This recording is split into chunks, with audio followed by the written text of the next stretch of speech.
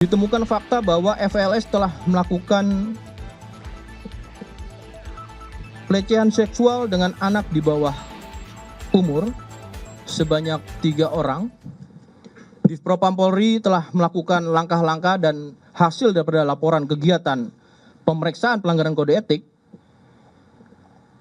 yang dilakukan oleh terduga pelanggar atas nama AKBP FWLS Jabatan Pamenian Mapolri ex Kapolres Ngada Polda NTT, di mana ada hasilnya yaitu wujud perbuatan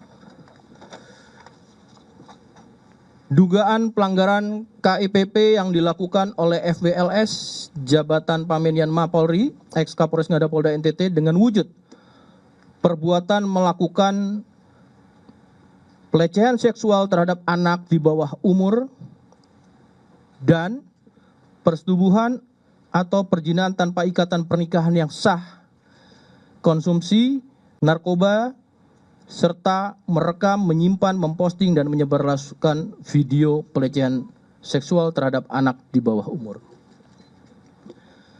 Dengan hal ini perlu kami sampaikan,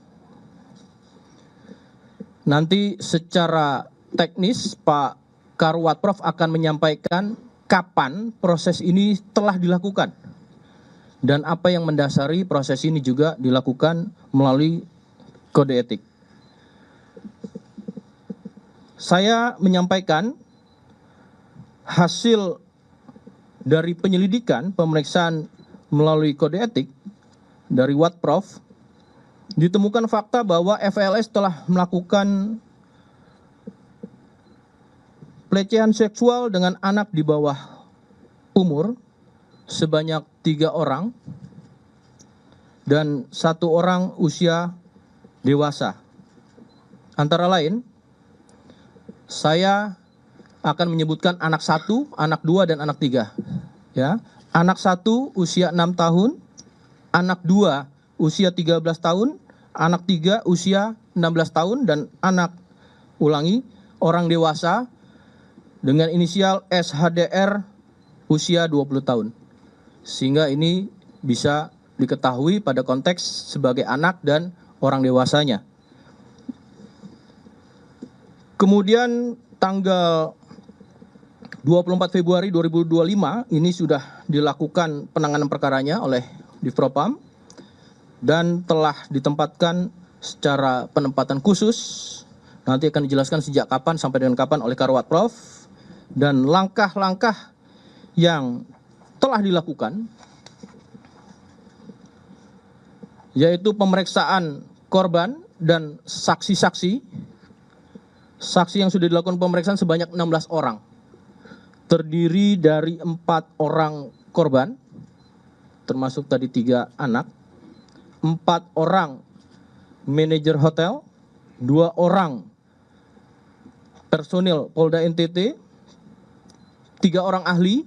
Di sini dalam keahliannya yang bisa kami sampaikan adalah selaku ahli di bidang psikologi, agama, dan kejiwaan, serta 1 orang dokter, dan kemudian ibu korban anak 1. Terhadap pasal yang dilanggar, dengan itu maka dilakukan melaksanakan gelar perkara ke tahap pemeriksaan dan pemberkasan dengan kategori pelanggaran kode etik berat, di mana pasal yang dilanggar adalah pasal 13 ayat 1 Peraturan Pemerintah Republik Indonesia nomor 1 tahun 2003 tentang pemberhentian anggota Polri, pasal 8 huruf C angka 1, pasal 8 huruf C angka 2, pasal 8 huruf C angka 3, pasal 13 huruf D, pasal 13 huruf E, pasal 13 huruf F, pasal 13 huruf G angka 5, Peraturan Kepolisian nomor 7 tahun 2022 tentang kode etik profesi dan Komisi Kode Etik Polri. Di mana pada penjelasannya di sini jelas, anggota Kepolisian Negara Republik Indonesia dapat diberhentikan tidak dengan hormat dari Dinas Kepolisian Negara Republik Indonesia karena melanggar sumpah atau janji anggota Kepolisian Negara Republik Indonesia. Pada berikutnya, setiap pejabat Polri dalam etika kepribadian wajib menaati dan menghormati norma hukum, dan setiap pejabat Polri dalam etika kepribadian wajib menaati dan menghormati norma agama. Kemudian juga setiap pejabat Polri dalam etika kepribadian wajib menaati dan menghormati norma kesusilaan. Setiap pejabat Polri dalam etika kepribadian dilarang melakukan perilaku penyimpangan seksual atau disorientasi seksual. Kemudian selanjutnya, setiap pejabat Polri dalam etika kepribadian dilarang melakukan penyalahgunaan narkotika, psikotropika, dan obat terlarang meliputi penyimpanan, menggunakan, mengedarkan, dan atau memproduksi narkotika, psikotropika, dan obat terlarang. Setiap pejabat Polri dalam etika kepribadian melakukan perzinahan dan atau perselingkuhan. Setiap pejabat Polri dalam etika kepribadian dilarang menggunakan sarana media sosial dan media lainnya untuk aktivitas atau kegiatan mengunggah, memposting, dan menyebarluaskan pornografi dan porno aksi. Rekan-rekan, proses ini sudah berlangsung dan rencananya nanti akan disampaikan kapan akan dilakukan sidang KKEP oleh Karawat Prof.